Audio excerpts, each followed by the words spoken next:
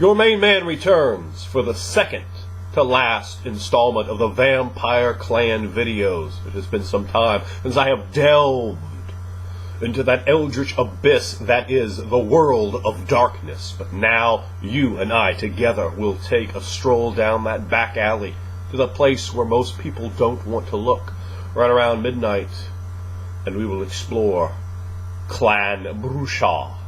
The Brujah, call them what you will.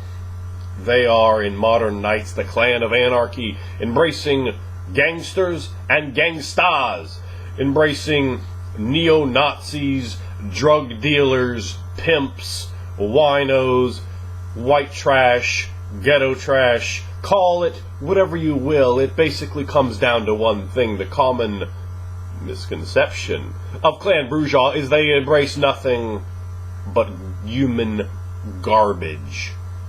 Individuals who have nothing more than that one dot in the intelligence column.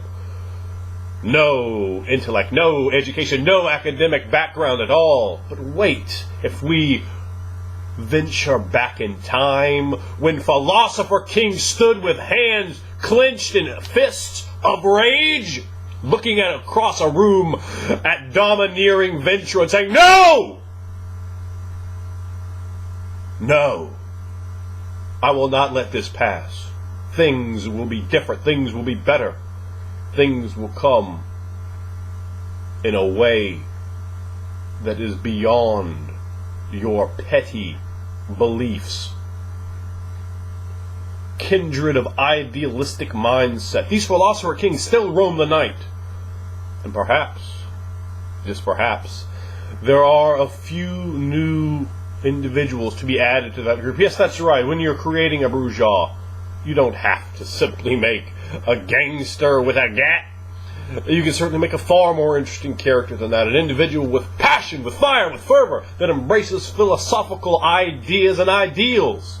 And those can range the gambit from extreme right wing to extreme left wing to bizarre anti-political, anti-establishment anarchistic behavior.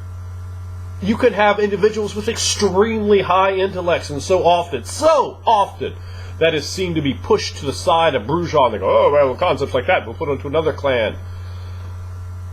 Remember, this individual with this fervor, with this passion, that can himself be the head lead figure of a cult of personality, whether that puts him in a position in the campaign of being an ally, a player character, or perhaps even a lead antagonist because your characters offend his sensibilities. Perhaps he's not the bad guy.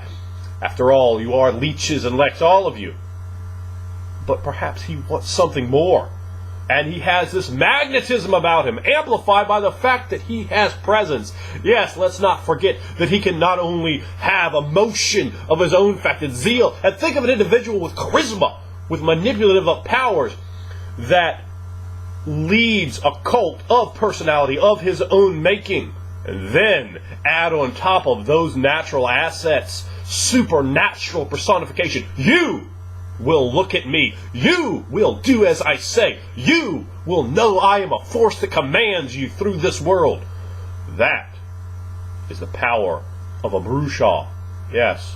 And I believe that is a bit more compelling of a character. Yo, man, I'm going to put this guy over your head to air condition your shit. You know what I'm saying? Passé, blasé. And it's so uninteresting. A 12-year-old can make that character. And it debases and reduces the Brujah into the, here's your character for the first time you play, and then you push away from them, and they have that stank stack stigma upon them. Mix in that with the fact that, let's face it, after Assamites, Brujah are often your power gamers than light. I could be stronger and hit things more. Let me figure out a way to get aggravated damage on my bro. We could go to town. I've seen terrible Brujah one after another. Still, there are those out there who perhaps heretically enough, or to the point of the matter, would call your main man of the hot-blooded line of Brujah, of the mindset of those philosopher kings of nights past. So I have a certain sense of sympathy for the Brujah. After all, I can well imagine and understand what it might be like to unleash frustration beyond imagination. The beast that dwells inside them. Brujah are hot and fiery in a way that most cold kindred cannot understand. And when they ride this berserk rage upon you, this seemingly calm intellectual, but you push him past the point where he snaps, and it is a deluge of red crimson violence upon your bitch ass. That is certainly an astounding scene, and one, after all, that you have to remember. This is where you pushed him. This is what you forced him. This is what you brought out. Now I could go into excruciating detail or essentially reread you excerpts from the clan books. But after all, you can buy those and you can read those, and you should. They're entertaining. But what I want to do is render unto you the way that I see the clan, the way that they come from these eyes and inside my mind, and what concepts and ideals that I would say give a chance to bring out in the style of play that you have. Brujah can make a very entertaining and interesting prince. They can be the establishment. You have to remember, Brujah can be every side of the coin. They're less pigeonholable in their personalities, in their philosophies, in their ideologies than a lot of other clans are. You can have Brujah versus Brujah versus Brujah. You can have a sectarian war with anarch Brujahs, a Camarilla-led prince Brujah with a conservative streak, and a Sabbat Brujah leading on a third side in a triple threat dance of death and blood.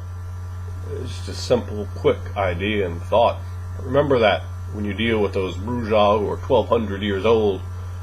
They're not petty rabble street thugs. Kindred like that get killed. Nearly every single one of those kindred aren't going to make it through a few nights.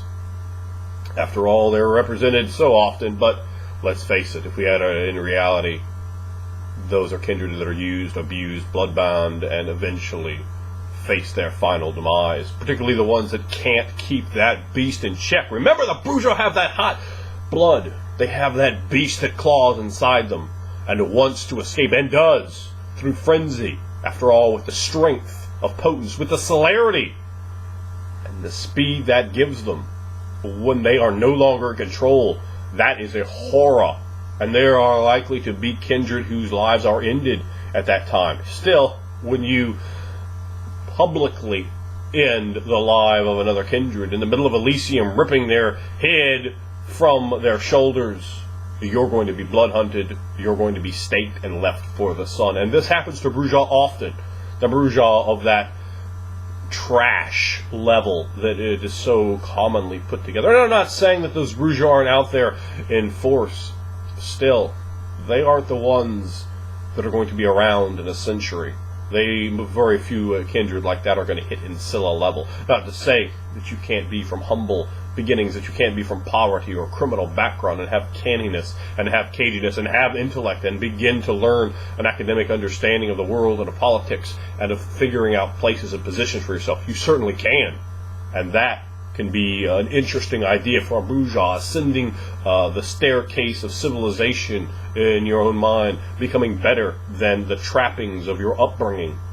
After all, the human world becomes a faded, pale, distant memory as the flood of years passes by and dark street-lit lamp nights of politics and intrigue and passion and fury.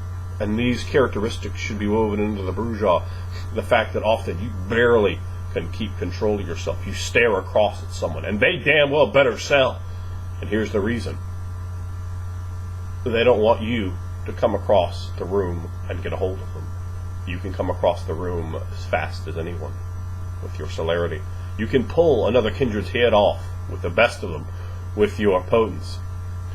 And with your clan flaw, you just might forget that that's a bad idea to do, just long enough that you do it. That's scary. That is tremendously terrifying to the kindred. After all, the reason most of them stay in place is for fear of being staked and left by the sun, by the prince's decree, by the primogen. by the elders. But that doesn't matter when you lose it, when you completely lose it, when it is nothing but red and you need to satiate your hate, your rage, your anger, your righteous fury. You are passionate, and your passions do not die with death as they do in the cold hearts of so many other kindred. And when you can bring that passionate fire across and then juxtapose it with a cool aloofness of undead, you can really render a character that's tremendously potent. And people go, oh man, what are you playing? I'm playing a Brujah fool. I don't know what your character was.